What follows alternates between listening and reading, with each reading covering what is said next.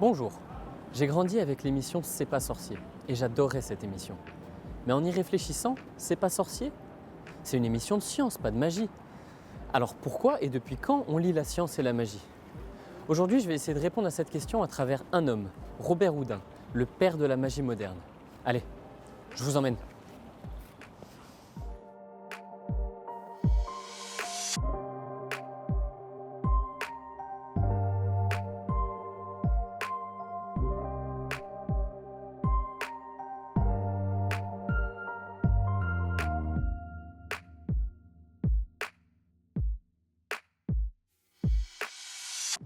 Nous voici à Blois, au bord de la Loire, face au château et derrière moi, la maison de la magie, anciennement maison de Robert Houdin.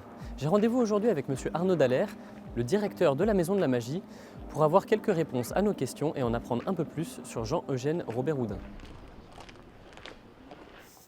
Bonjour. Bonjour et bienvenue à la Maison de la Magie. Enchanté. Je vous invite à entrer dans ce lieu magique. Allez, Allez-y. merci.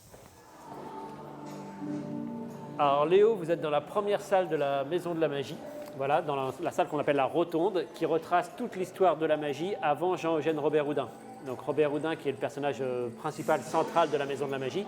Et dans cette salle, on découvre donc toute l'histoire de la magie, en commençant dès l'Antiquité, en passant par le Moyen-Âge, le XVIIe siècle, donc jusqu'à Robert Houdin, voire même un peu après, puisqu'ensuite on évoque l'âge d'or de la magie. Je vous propose, si vous voulez, de continuer ou de découvrir ce premier son et lumière qui va vous expliquer toute cette histoire.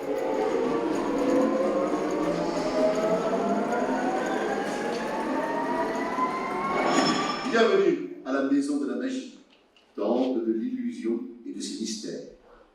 Je m'appelle Jean-Eugène Robert Houdin, je suis né à Blois en 1805. On me surnomme le père de la magie moderne.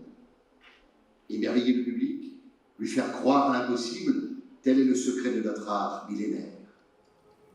Donc, comme l'indique Robert Houdin, en fait, la magie, elle a toujours existé depuis des millénaires. Et donc, dès l'Antiquité, on avait le temple grec, notamment, où là, on avait un prêtre qui se présentait devant le temple. Il faisait un geste magique avec son bâton et les portes du temple s'ouvraient toutes seules. D'accord. En fait, le peuple pensait que c'était les dieux qui venaient ouvrir les portes du temple, alors qu'en réalité, il y avait tout un trucage caché sous le temple qui permettait d'actionner, d'ouvrir les portes. Voilà. Donc, en fait, on ne parle pas vraiment de magicien, mais on utilise des trucages finalement assez proche des trucages des magiciens pour impressionner le peuple, vraiment pour que les gens viennent au temple et donc pour pouvoir, on n'est pas encore proche du divertissement, voilà. Mais on fait croire à des pouvoirs magiques déjà. Exactement, voilà, on se sert de techniques, des techniques finalement scientifiques pour justement faire croire à des miracles, si je puis dire. On a également les battleurs au Moyen-Âge, où là le battleur a une simple petite table, 3 gobelets, une balle, place la balle sur un gobelet, mélange les gobelets, il faut retrouver le jeu, c'est le célèbre jeu du Bonto. Donc là l'idée n'est toujours pas de faire un spectacle de magie, mais simplement d'attirer le public. Et donc là, après, on en profite pour vendre souvent des produits soi-disant magiques, voilà, des produits pour faire repousser les cheveux, ne plus avoir mal aux dents. Donc pareil, on explique que ce sont des produits finalement scientifiques quelque part, voilà, qui vont aider les gens dans leur quotidien. Voilà. Mais la magie est toujours pour l'instant un moyen d'obtenir des choses. Ouais, d'arnaquer un petit peu. Oui, vous avez dit le mot, c'est ça, arnaquer. On peut se permettre, je pense. Ensuite, un peu plus tard, les magiciens, qu'on n'appelle toujours pas vraiment magiciens, on les appelle les physiciens, travaillent dans les salons, donc ils travaillent pour les rois, les princes. Là, on a un exemple avec Pinetti, qui à l'aide d'une roue électrostatique faisait apparaître une image dans un miroir. Alors bien évidemment, on pouvait penser que c'était les esprits, les fantômes qui apparaissaient dans les miroirs, alors qu'en réalité, il y avait un trucage, soi-disant scientifique effectivement, dans le sens où c'était l'appareil électrostatique qui permettait l'effet. En fait, on parle souvent de physique amusante à l'époque. C'est d'ailleurs les premiers coffrets de magie pour les enfants.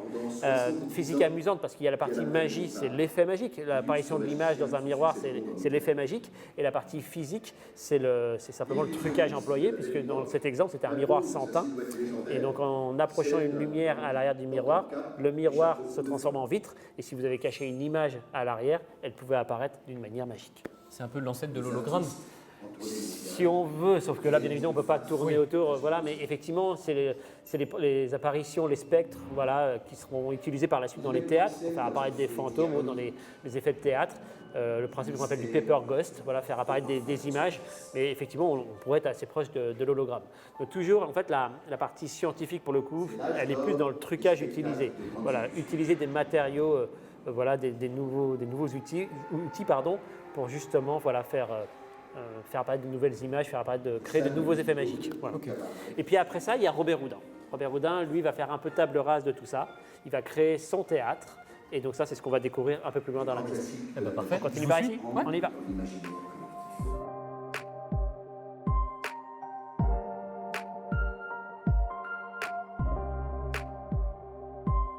Alors avant de vous expliquer qui était réellement Jean-Eugène Robert Houdin, j'aimerais qu'on s'arrête devant cette affiche du célèbre magicien Harry Houdini, puisqu'en fait beaucoup de personnes confondent les deux artistes, tout simplement à cause du nom. Harry Houdini, son véritable nom, c'est Eric Weiss. Il est hongrois d'origine, il est né 3 ans après la mort de Robert Houdin. Très jeune, il part s'installer aux États-Unis et il va découvrir la magie grâce à un livre de Robert Houdin. Et donc quand il va choisir son nom de scène, il va choisir Houdini en hommage au magicien blésois. Mais ce sont deux artistes bien différents les uns des autres. Et Houdini est célèbre puisque lui, il s'est surtout fait connaître pour les numéros d'escapologie, l'art de s'évader. Voilà, on a quelques exemples ici, enfermé dans une cuve, attaché, menotté, enfermé dans une malle. Et pourtant, Houdini était toujours capable de s'évader. C'était lui les pieds attachés à un poteau aussi? Exactement, c'est-à-dire que souvent avec la camisole de force, pendu par les pieds en haut d'un gratte-ciel, voilà, il arrivait à se libérer à peu près de tout. De tout, voilà, oui. voilà. C'était le roi de l'évasion. Ouais, c'est ça. L'homme à ne pas emprisonner. C'est ça. Et là, maintenant, ce que je vous propose, c'est de découvrir davantage sur Jean-Eugène Robert Houdin. Allez, c'est On y parti, va je vous suis. Alors là, on est en salle Robert Houdin, donc la salle qui rend hommage à Jean-Eugène Robert Houdin, le célèbre magicien blésois. Il est né en 1805 à Blois, c'est pourquoi la maison de la magie est à Blois naturellement. Il n'a pas seulement été magicien, c'est-à-dire qu'il a eu d'autres professions. Il a été horloger, il a été créateur d'automates, mécanicien, inventeur, savant, ambassadeur. Il a vraiment de nombreux métiers. Alors bien évidemment, nous, celui qui nous intéresse principalement, c'est le côté magique, dans le sens où il a renouvelé l'art de la magie, puisqu'il a présenté la magie notamment dans son théâtre, le théâtre des soirées fantastiques, que je vais vous présenter un tout petit instant. Alors là, on arrive devant la vitrine qui présente le théâtre des soirées fantastiques, tel que Robert Houdin l'avait créé sur scène, avec la table du milieu, qui était une table truquée, qui lui permettait d'actionner différents mécanismes, et notamment des automates, puisqu'en fait, Robert Houdin, c'était un spectacle de magie alliant numéros de manipulation, tels qu'on pourrait les connaître aujourd'hui, mais surtout, et avant tout, des présentations d'automates. Il y avait deux types d'automates chez Robert Houdin, les automates de salon, qui n'avaient absolument rien de magique, mais également des automates de scène qui lui permettaient de réaliser de véritables miracles. Et je pense notamment à l'oranger fantastique qui est juste derrière, ou l'oranger merveilleux, où Robert Houdin empruntait une bague, la faisait disparaître, empruntait un mouchoir, faisait disparaître le mouchoir, et ensuite on apportait l'oranger sur la table centrale, les fleurs apparaissaient, poussaient, les oranges apparaissaient également. Robert Houdin cueillait les oranges, les offrait au public, c'était de vraies oranges. Et la dernière orange, celle qui était tout en haut, elle s'ouvrait en deux comme ceci. Et là, il y avait deux petits papillons qui sortaient et qui tenaient entre leurs petites pattes le mouchoir et accrochaient en son centre la bague empruntée au départ à la spectatrice. Donc Robert Houdin, ses spectacles étaient un mélange de numéros de manipulation, de présentation d'automates et de différentes expériences plus ou moins scientifiques. Oui. Alors Robert Houdin, on dit de lui qu'il est le père de la magie moderne, et justement, si vous voulez vous approcher par ici, on a ici le véritable chapeau et baguette magique de Robert Houdin. Alors on dit de Robert Houdin qu'il est le père de la magie moderne, qu'il a renouvelé l'art magique en présentant de la magie dans les théâtres, mais il a aussi renouvelé l'image du magicien, puisque auparavant les magiciens étaient souvent vêtus de grandes tuniques, de chapeaux pointus ou autres. Robert Houdin, lui, va vraiment apporter le costume, veste queue de pine, de papillon, chapeau haute forme. Vous avez ici le chapeau original de Jean-Eugène Robert Houdin. Et puis bien évidemment l'accessoire indispensable, la baguette magique de l'illusionniste blésois. Le chapeau duquel il n'a jamais fait apparaître de lapin. Ça, c'est souvent on a l'image du magicien qui fait apparaître un lapin dans le chapeau. Ceci est une légende. Je pense que les premiers qui l'ont fait, ça s'est fait dans les années 80. Tout ça est complètement faux. Et c'est à cause d'un illustrateur anglais qui avait représenté Robert Houdin justement avec un chapeau et un lapin dans le chapeau.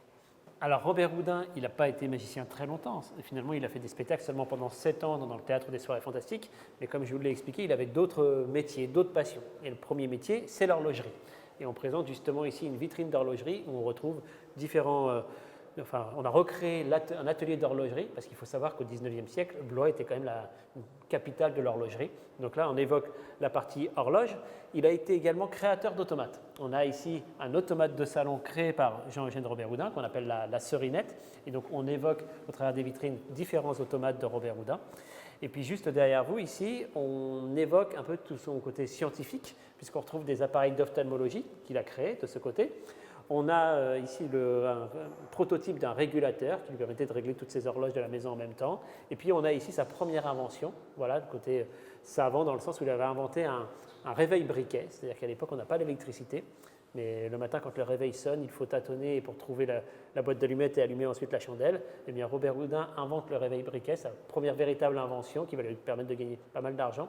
En fait c'est un réveil et lorsqu'il sonne, il y a une petite allumette qui se craque et donc du coup ça éclaire la pièce. Voilà. Donc c'est une espèce de réveil lumineux. Voilà.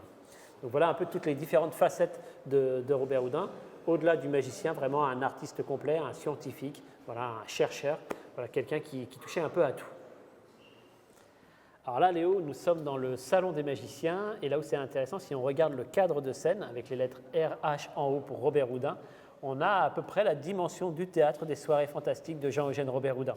Donc c'est dans un théâtre à peu près de cette dimension, une scène de cette taille, qu'il présentait ses spectacles de salon. Alors sur scène, il avait un décor d'un salon bourgeois, un salon du XVIIIe siècle, avec la table au milieu, ce qu'on appelle la table du milieu, qui lui permettait de poser ses accessoires, mais également ses automates. Sur les côtés, des consoles.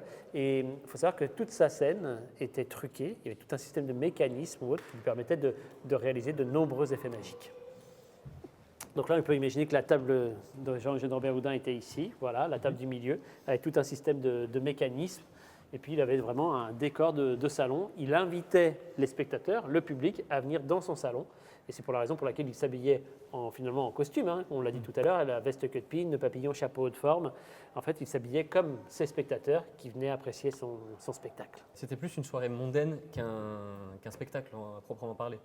En fait, Robert Houdin recevait les spectateurs un peu comme s'il était chez lui. Effectivement, on est plus dans le cadre d'une soirée, d'où le titre du spectacle, hein, les soirées fantastiques. Il invitait les spectateurs à venir dans son salon, à venir découvrir son univers magique. Et donc là, c'était prétexte ensuite à tout un tas d'expériences magiques ou pseudo-scientifiques.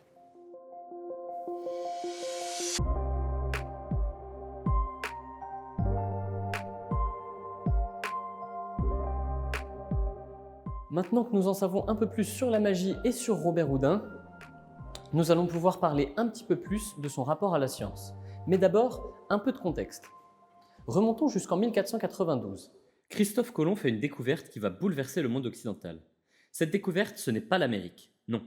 Christophe Colomb a découvert à quel point on ne sait rien. Et quand même la religion ne sait pas, il faut donner sa chance à la science. Tout le monde était religieux? Tout le monde sera scientifique. Bien sûr, il faudra bien du temps pour que ce changement opère. L'Occident change son rapport à la religion, ses rapports sociaux et politiques. L'exemple le plus marquant est la Révolution française et les Lumières. Tout cela nous amène au XIXe siècle. L'homme est prêt à accueillir la science comme nouveau moteur de la société. C'est la révolution industrielle. La révolution industrielle est considérée aujourd'hui comme la période historique qui a fait basculer l'homme d'une société agricole et artisanale à une société commerciale et industrielle. Alors vous vous demandez sûrement quel est le rapport avec la magie ou avec Robert Houdin. Mais ne vous inquiétez pas, on y arrive. Pour bien comprendre l'héritage que va avoir Robert Houdin, il faut comprendre le contexte dans lequel ça s'est passé. Et son époque, c'est le XIXe siècle, en plein essor économique et technologique. L'homme va faire un pari. Ce ne sera plus l'agriculture, les saisons, les récoltes qui nous feront prospérer, mais ce sont les découvertes à venir. On parie qu'on découvrira toujours plus. Donc, on veut découvrir, chercher. Il faut financer la recherche. Et ce n'est plus vraiment la couronne qui finance. Déjà parce qu'en France, il y a peu, elle a été légèrement malmenée, mais surtout, les sommes deviennent colossales. Alors, le financement commence à venir de bourgeois ou d'entreprises privées. Car quand on met un sou dans la science, elle peut nous en rendre 10.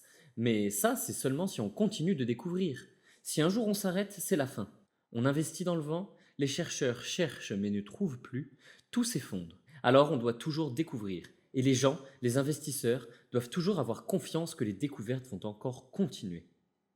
Et pour donner confiance, rien de mieux que de rendre la science populaire. On parle des découvertes dans les journaux, les scientifiques montrent leurs découvertes au public dans des mises en scène ressemblant fortement à des spectacles. Des expositions universelles ont lieu dans le monde pour y monter des nouvelles images incroyables. C'est aussi à cette époque que Jules Verne va commencer à écrire sur la science et à la mêler à ses rêves et nous inventer des nouvelles histoires toujours plus incroyables les unes que les autres. Par exemple, Le tour du monde en 80 jours, Voyage au centre de la Terre, c'est le début du merveilleux fantastique, qui aujourd'hui donne son nom à la science-fiction. Tout ceci va rendre la science très ancrée dans la culture populaire. C'est dans ce contexte-là que Robert Houdin va changer la face de la magie. Pour mieux en parler, nous avons rendez-vous aujourd'hui avec Yvan Boukeff, conservateur de la Maison de la Magie et du Château de Blois. Bonjour. Bonjour. Enchanté. De même. On a parlé beaucoup du contexte historique dans lequel Robert Houdin est arrivé. Est-ce que vous pouvez nous en dire un peu plus? Comment il a changé la magie? Qu'est-ce qu'il a fait pour participer justement à ce changement de contexte? Alors pour cela, le plus simple, c'est de se rendre devant la caricature que nous avons ici du magicien Comte avant Robert Houdin. Les magiciens se grimaient en sorciers ou en mages, comme le magicien Philippe. Robert Houdin va donc faire essentiellement de la magie de salon chez des aristocrates et des bourgeois, qui ne sont pas vraiment le public des magiciens comme Comte ou Philippe. Et Robert Houdin sent le changement de la société, il veut attirer ce public dans ses spectacles, il commence par faire de la magie de salon chez les aristocrates et les bourgeois, en utilisant la science ou un discours pseudo-scientifique pour présenter les tours, mais la science est bien présente à travers des trucages mécaniques, électromécaniques ou autres, dans la mise en scène, mais également en travaillant avec des marchands de trucs, des fabricants d'objets de magie. Un objet comme celui-ci, d'ailleurs, est un objet de magie de salon que Robert Houdin a fabriqué, certainement pas tout seul, mais avec un marchand de trucs.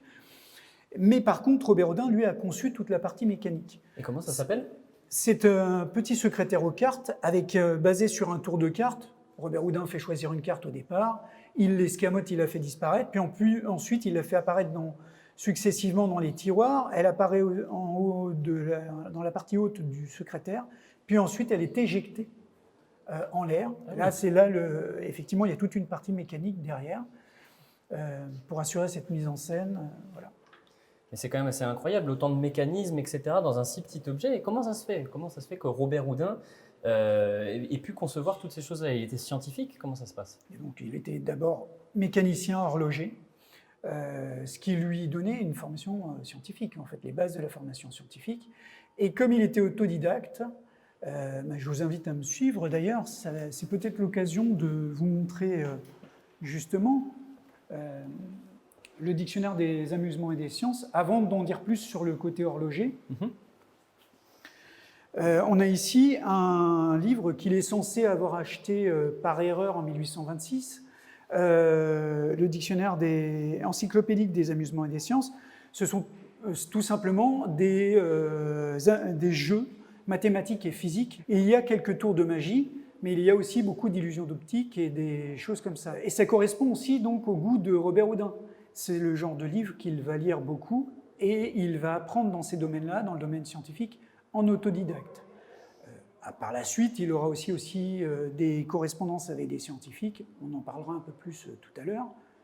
Et là, on va peut-être retourner vers le côté mécanique. Donc Robert Houdin a commencé comme horloger, c'est ça? Il a commencé comme horloger parce que son père était horloger né à Blois. Il est l'un des héritiers de la tradition horlogère blésoise qui remonte au XVIe siècle avec le roi Louis XII. Il a permis que s'installe à Blois une communauté d'horlogers qui a rapidement progressé. Au début du XIXe siècle, ce n'est plus la grande horlogerie de Blois. Le père de Robert Houdin se contente de faire de l'entretien d'horloges, de pendules. Alors un horloger de métier, c'est sûr qu'on comprend déjà beaucoup mieux comment il a pu construire autant d'automates et autant de mécanismes compliqués. On va tout de suite aller en voir quelques-uns avec notre cher Yvan.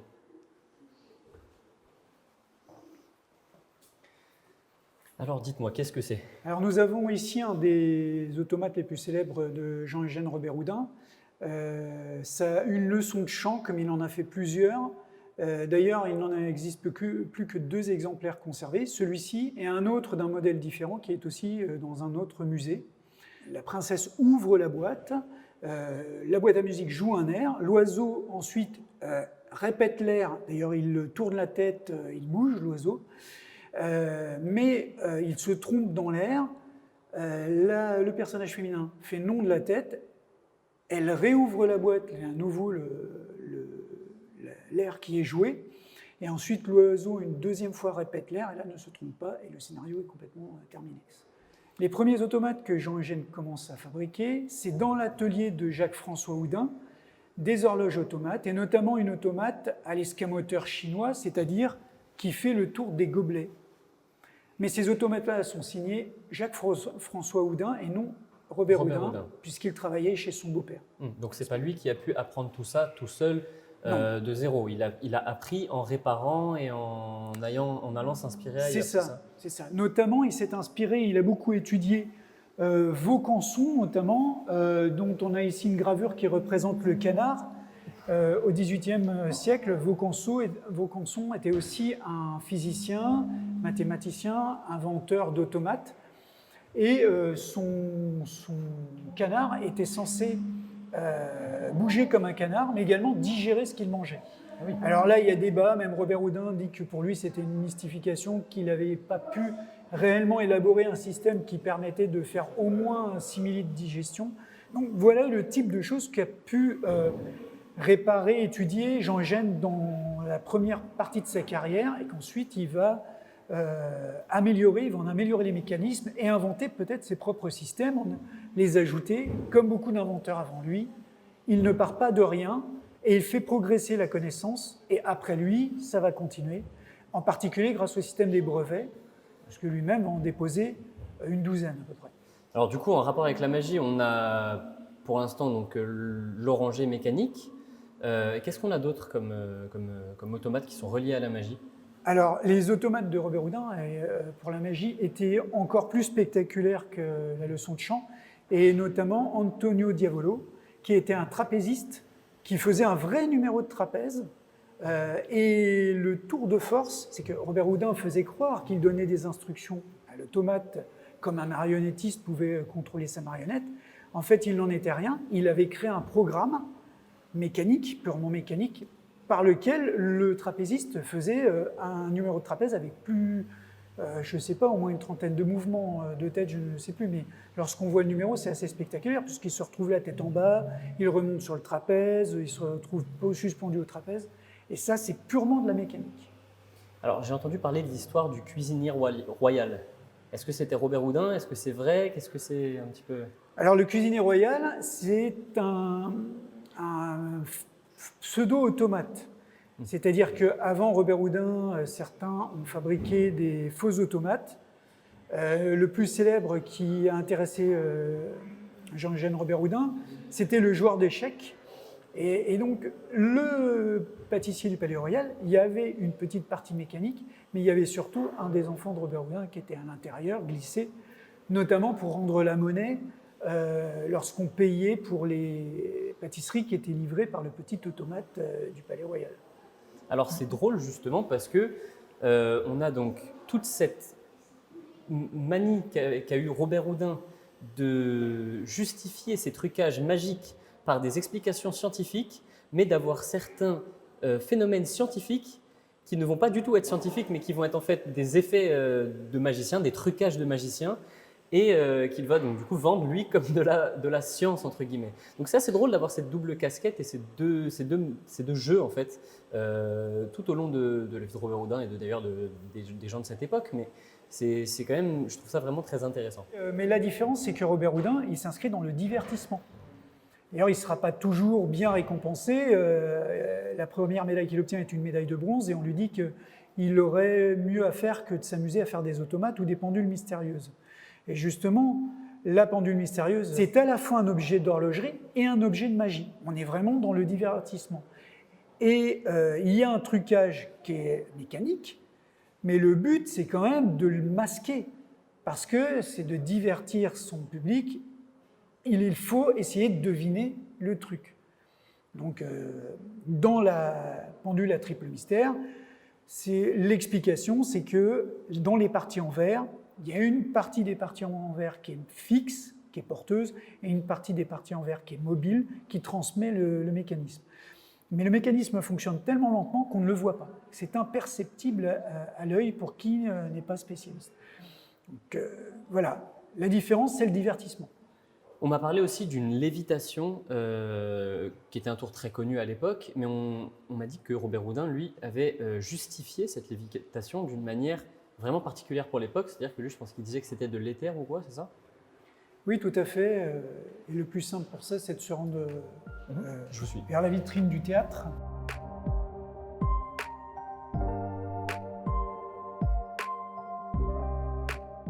Vous me demandiez pourquoi il avait pris le parti de présenter sous un discours pseudo-scientifique la lévitation. D'une part pour trancher avec le passé et ceux qui se présentaient comme des sorciers, mais aussi pour s'inscrire dans son époque où la science est à la mode, en particulier auprès du public qu'il veut privilégier, un public bourgeois, un public de notables, qu'il veut amener au théâtre pour voir de la magie, et qui n'était pas le type de public qui habituellement faisait ça. Et donc, il change tout le discours dans la mise en scène. Parce que la lévitation, c'était un tour qui était connu, qui était déjà fait. Alors, c'est Robert Houdin qui s'inspire du tour de la lévitation sur la corde hindoue. C'est-à-dire un hindou avec les jambes croisées qui est en lévitation sur un coude. Lui, il le développe, ce tour-là. Son fils est allongé le coude sur une canne. Et surtout, il change tout le discours autour de ça. Puisqu'il dit que c'est effectivement, avec un peu d'éther, qu'il endormait son fils et que son fils endormi devenait aussi léger qu'une plume et flottait dans l'air. Et donc, effectivement, c'était censé être les vapeurs d'éther qui faisaient flotter son fils. Alors que pas du tout. C'est le tout début de la découverte de l'éther et surtout de l'utilisation de l'éther comme pour endormir les gens dans des opérations de chirurgie. Donc on passe du tour qui était plutôt un tour de fakir, là, à quelque chose avec un discours pseudo-scientifique. Et justement, c'est ça Robert Houdin. C'est comme ça qu'il a changé la face de la magie. Il a changé d'un discours de pouvoir et de manipulation sur l'autre à un discours de scientifique ou de divertissement. Ça, aujourd'hui encore, on l'utilise dans la magie. De nombreux numéros sont présentés comme des numéros scientifiques ou sont présentés comme des bizarreries scientifiques. Et les numéros de pouvoir magique sont beaucoup moins représentatifs aujourd'hui de la magie.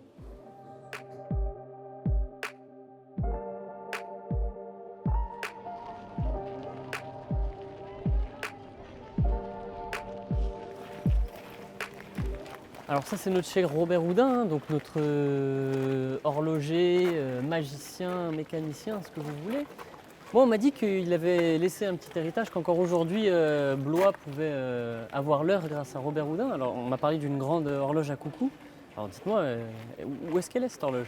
Eh bien, l'horloge c'est la maison de la magie elle-même, puisque toutes les demi-heures et toutes les heures, des dragons sortent par les fenêtres. Voilà.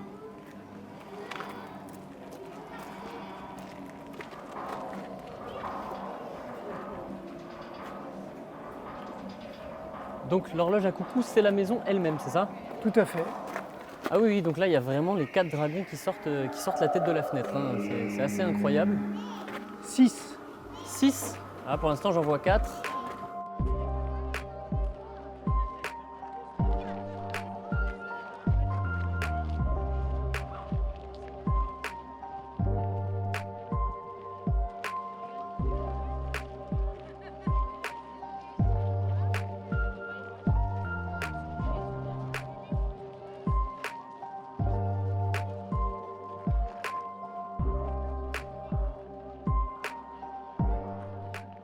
Il s'agit d'une œuvre signée par Jean-Pierre Hartmann, commandée pour l'ouverture de la Maison de la Magie en 1998. Et dans les esquisses originales, c'était plus facile de comprendre que la maison symbolisait une horloge à coucou, puisqu'il était censé y avoir entre les deux cheminées un cadran d'horloge.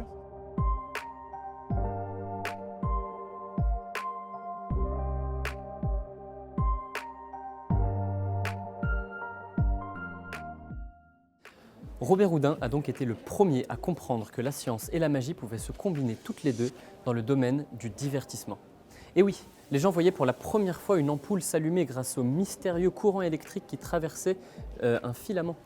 Mais quelle différence entre une pièce qui peut disparaître et réapparaître magiquement grâce au pouvoir du magnétisme par exemple. Jules Verne faisait faire le tour du monde en 80 jours à son héros, mais quelle différence entre ça et Robert Houdin qui pouvait